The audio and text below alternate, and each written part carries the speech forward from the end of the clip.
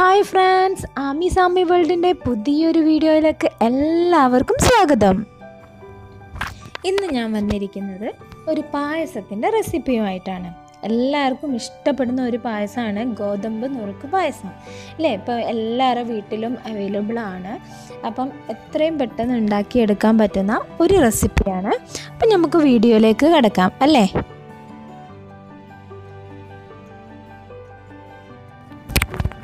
അതിനായിട്ട് ഞാൻ ഇവിടെ എടുത്തിട്ടുള്ളത് ഒരു കപ്പ് ഗോതമ്പ് നുറുക്കാണ്.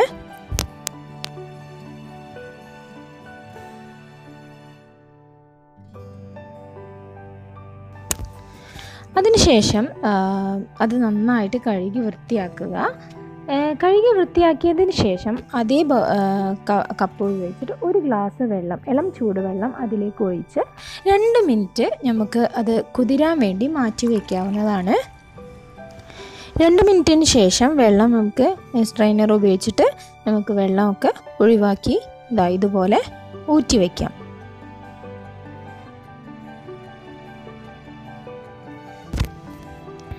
ഞാനിവിടെ ഒരു പാനിൽ ഞാൻ 1 ലിറ്റർ പാല് എടുത്തിട്ട് ചൂടാക്കാൻ വെച്ചിട്ടുണ്ട്.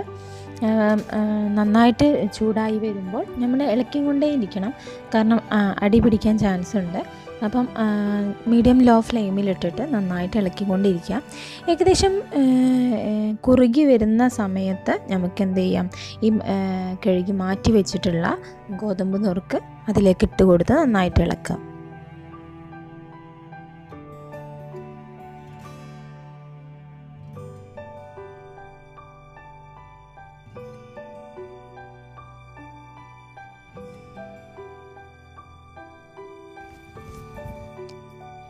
അതിനുശേഷം ഞാൻ ഇതിലേക്ക് 1 കപ്പ് പഞ്ചസാര ആഡ് ചെയ്യുന്നുണ്ട്.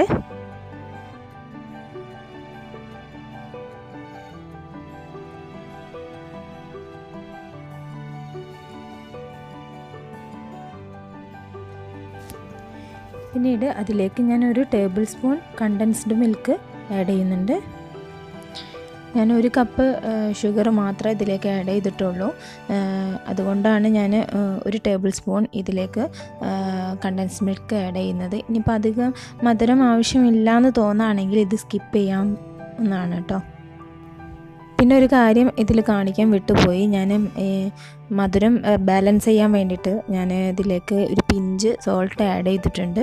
അപ്പോൾ അത് ഇടാൻ മറക്കരുത്. ഇനി ഇതിലേക്ക് ഞാൻ ഏലക്ക ചതച്ചത്, ഏലക്ക പൊടിയല്ല ഞാൻ ഇടുന്നത്, ഏലക്ക ചതച്ച് ഇതാണ് ഞാനിതിലേക്ക് ഇടുന്നത്.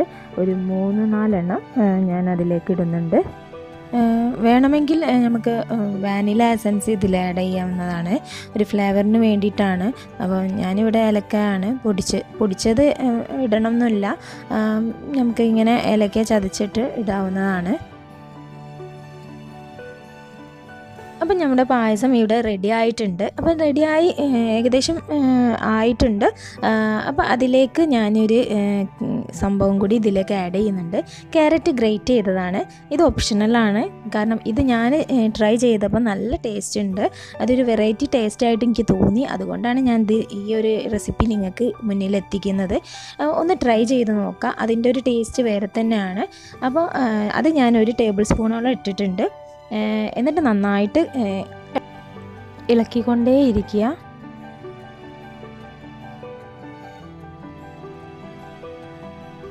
ഇനി ഇതിലേക്ക് കുറച്ച് കാഷ്യൂനട്ടും കിസ്മിസും ഇതിൽ ആഡ് ചെയ്യാനുണ്ട്. അത് ഇത് ഒന്ന് ജസ്റ്റ് ഒന്ന് തിളച്ച് വരുമ്പോൾ നമുക്ക് അതിലേക്ക് തന്നെ വറവിടാവുന്നതാണ്.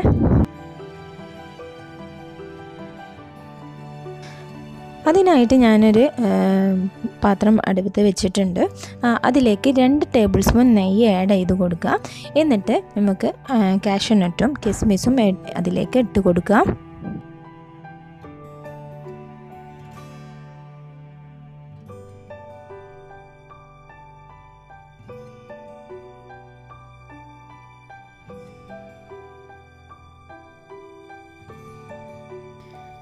ഇതിലേക്ക് നമുക്ക് ഒഴിച്ചു കൊടുക്കാം. ഒഴിച്ചു കൊടുത്തതിന് ശേഷം ഞാൻ ഇതുവരെ ഫ്ലെയിം ഓഫാക്കിയിട്ടില്ല.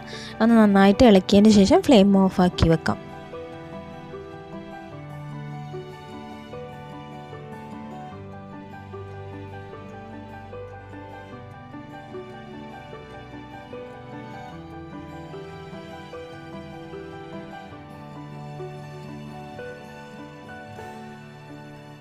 അപ്പോൾ ഇത്രയേ ഉള്ളൂ. എല്ലാവർക്കും ഈ ഒരു പായസത്തിൻ്റെ റെസിപ്പി ഇഷ്ടപ്പെട്ടെന്ന് വിചാരിക്കുന്നു. ഇഷ്ടപ്പെട്ടിട്ടുണ്ടെങ്കിൽ ലൈക്ക് ചെയ്യുക, അതുപോലെ തന്നെ ഷെയർ ചെയ്യുക.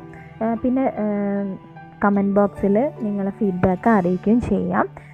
അപ്പം അടുത്ത നല്ലൊരു വീഡിയോ ആയിട്ട് നിങ്ങളുടെ മുന്നിൽ വരുന്നവരെ എല്ലാവർക്കും bye. Thank you for watching.